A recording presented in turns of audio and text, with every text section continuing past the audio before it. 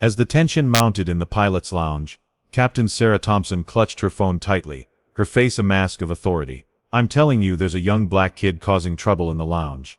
Get here right away," she demanded into the receiver. Turning to the 16-year-old sitting quietly nearby, she barked, "You need to leave this lounge immediately. You don't belong here." The voice of Captain Sarah Thompson echoed through the room, casting a shadow over Marcus Hill, who was just trying to find a place to wait. His visitor badge hung from his neck like a lifeline. As he stammered, "Ma'am, I'm just waiting for my tour guide. She said it was okay for me to stay." "I don't care what she told you," Captain Thompson interrupted, already reaching for her radio. "Security, I need someone in the pilot's lounge right now. There's an unauthorized individual who needs to be removed."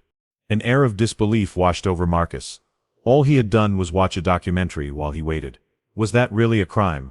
Around them, other pilots and staff had begun to gather, some looking concerned while others exchanged glances. Curiosity etched on their faces. The murmurs in the room hinted at confusion and disbelief, but no one stepped forward to intervene, leaving Marcus feeling increasingly isolated. If you believe that everyone deserves respect and equality, regardless of their background, take a moment to share where you're tuning in from and consider subscribing for more stories that matter. Marcus Hill wasn't just your average teenager. At 16 he could identify every commercial aircraft just by the sound of its engines passing overhead. While most kids his age decorated their rooms with posters of musicians or athletes, Marcus's walls were covered with aviation charts and diagrams. His singular focus had always been clear: to become a commercial airline pilot. This Tuesday was supposed to be the highlight of his young life. SkyRoute Airlines had organized a special career shadow day, and Marcus's passionate essay had beaten hundreds of other applicants. His prize was a comprehensive behind-the-scenes tour of airport operations and the chance to meet real pilots who might one day become his colleagues. "This is where all our flight planning happens," his tour guide, Miss Rebecca Wilson, had explained earlier that morning. Her eyes sparkled with amusement as Marcus rattled off facts about weather patterns and flight calculations that impressed even her. "You've certainly done your research, haven't you?" she remarked, clearly taken with his enthusiasm.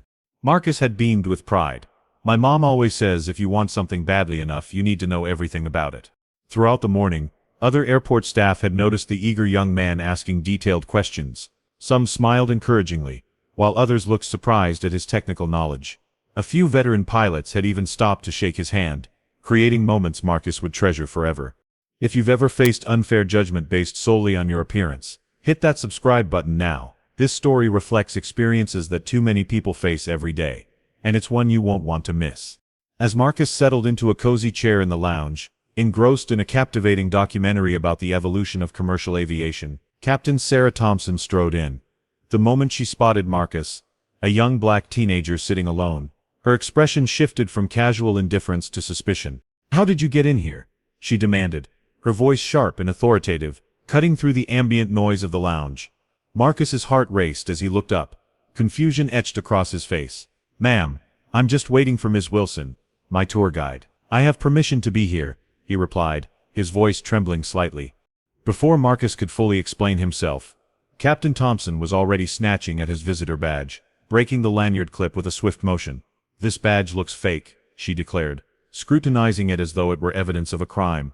"You shouldn't have access to this area. Where did you get this? Who are you really here with?" The emphasis on "someone like you" lingered in the air, heavy with implication, and Marcus felt each word hit him like a physical blow. Panic surged through him as he realized that to the crowd gathering around them, he was no longer an eager student. He was a potential threat. His cheeks flushed with humiliation as whispers circulated among the pilots and staff watching the scene unfold. Some exchanged worried glances, while others seemed to gawk, captivated by the spectacle without intervening. "I wrote an essay about my dream of flying," he tried to explain again, but Captain Thompson was already tapping her radio, urgency creeping into her voice. "Security, I need immediate assistance in the pilot's lounge. We have an unauthorized individual here with suspicious credentials. Officers, please respond." The tension in the room escalated as heads turned and conversations hushed, with others drawn in by the commotion. Marcus's heart pounded in his chest. Was watching a documentary in a waiting area truly a crime? What had he done to deserve this? If you've ever felt judged without reason, click that subscribe button to join the conversation and stand against unfair treatment. This is a story that needs to be heard. As the situation escalated, 2 airport security officers arrived, their expressions serious as they pulled Marcus aside. Fear washed over him. Not the typical anxiety of a teenager in trouble, but the deep-seated dread of a young black man facing authority figures, who had already made up their minds about him. His thoughts raced through the stories he'd heard from his parents about encounters with law enforcement, and he felt the weight of those cautionary tales pressing down on him.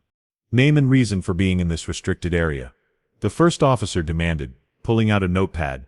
Before Marcus could respond, Captain Thompson interjected. I found him wandering around, possibly gathering sensitive information. He has a counterfeit badge and refuses to explain how he got in here. Marcus's heart sank as he listened to her words. He had only been sitting quietly, watching a documentary, but now he was painted as a criminal. I was invited here, he pleaded, desperation creeping into his voice. I'm part of the Career Shadow program. You can call Miss Wilson from HR. She'll confirm my story. But the officers exchanged skeptical glances, their questions coming rapid fire. How did you get past security? Who gave you this badge? What were you looking for? Each question felt like a tightening noose around his hopes and dreams. The room felt smaller, suffocating, as Marcus struggled to explain. I just want to be a pilot, he whispered, but his voice barely carried over the murmurs of the growing crowd. Memories flooded back, his 8th birthday when his mother took him to an air show, the moment he had decided he wanted to fly, all the hours spent on flight simulators. And now, here he was, treated like a criminal for merely following his dream. I just want to call my mom, he finally managed to say, his voice cracking. The officers hesitated, glancing at each other momentarily unsure of their next move. Just then, the atmosphere in the terminal shifted, a palpable tension hanging in the air as everyone awaited what would happen next. If you believe in standing against injustice, take a moment to share this story, and help spread awareness. Together, we can make a difference. Just as the situation seemed dire, a familiar voice broke through the tension. Maya Johnson, the CEO of SkyRoute Airlines and Marcus's mother, entered the pilot's lounge with an undeniable presence. Her tailored business suit and confident stride commanded respect, turning heads as she walked through the crowd. The atmosphere shifted dramatically. The murmurs of disbelief transformed into whispers of recognition. Marcus, she called out, her eyes locking onto her son, who stood visibly shaken. The room fell silent, all eyes on the unfolding drama. Maya rushed to him, enveloping him in a protective embrace. In that moment, the warmth of her love enveloped Marcus, reassuring him that he was not alone. Captain Thompson, still flustered, attempted to regain control of the situation. I was just following protocol, she stammered, her voice faltering as Maya stepped forward, her gaze steady and fierce. That's my son, you're accusing Captain Thompson, Maya stated. Her voice firm but calm, the authority she wielded was palpable, and it silenced any lingering doubts in the room. You've traumatized a young man for doing nothing wrong. Is this how we treat students in our Career Shadow program? The crowd began to murmur again, a mix of surprise and discomfort rippling through the onlookers. Maya continued, addressing the gathering with unwavering resolve. This is unacceptable. My son has every right to be here. You didn't bother to check the facts before escalating a situation that should never have happened. As the security officers began to realize the gravity of their mistake, they exchanged glances, clearly caught off guard by Maya's authority, and the evidence she was about to present. One of the executives from Maya's team stepped forward, tablet in hand. We've reviewed the security footage from the lounge. It clearly shows Marcus seated and watching the documentary, and at no point does he leave his seat until Captain Thompson confronts him. The realization hit Captain Thompson hard as her composure began to crumble.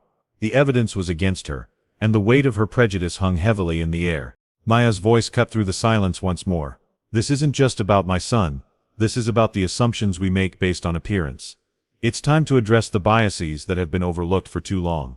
The crowd began to murmur in agreement, some even nodding, as they recognized the truth in her words. Captain Thompson stood speechless, realizing the implications of her actions, and the damage they could cause. Captain Thompson, effective immediately, you are suspended pending a full review, Maya declared, her voice resolute. Your actions have consequences, and we must ensure that this kind of behavior does not continue.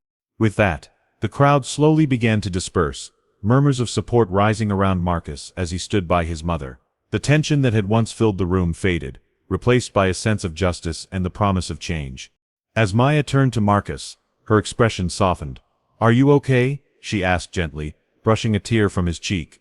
I am now, he replied, his voice steadier than it had been all day. The fear that had clouded his dreams began to lift, replaced by a newfound resolve.